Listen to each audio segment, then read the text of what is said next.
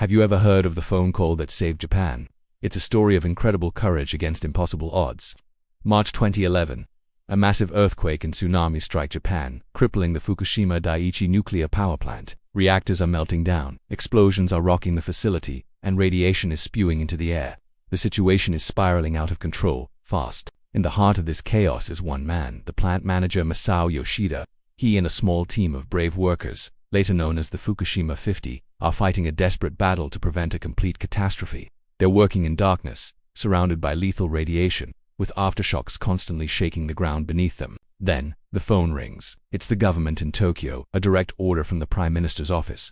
The situation is deemed too dangerous. The order is clear: all remaining personnel must evacuate immediately. Think about that for a second. The highest authority is telling you to save yourself, to abandon the plant. For anyone else, this would have been a relief, an escape from a death trap, but not for Yoshida. He understood something the officials in their safe offices couldn't grasp. If they left, the reactors would go into a complete, uncontrolled meltdown. The resulting radioactive release would be catastrophic, contaminating vast areas of Japan, including Tokyo, a city of over 13 million people. It would render a huge part of the country uninhabitable for decades, possibly centuries. The consequences were unthinkable. So, with the fate of his nation resting on his shoulders, Yoshida picked up the phone. He listened to the order to evacuate.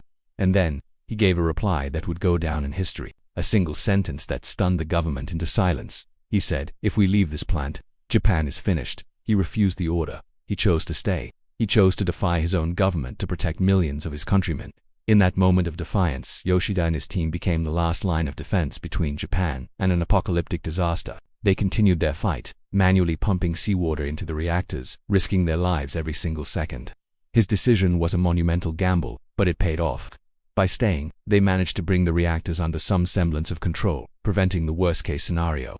Masao Yoshida's refusal to abandon his post saved countless lives and prevented a disaster of unimaginable scale. He sadly passed away from cancer a couple of years later, but his legacy as the man who saved Japan on a single phone call lives on. It's a powerful reminder that sometimes, true leadership means standing firm when everyone else tells you to run. Thanks for watching, and if you found this story as incredible as I did, don't forget to like and subscribe for more.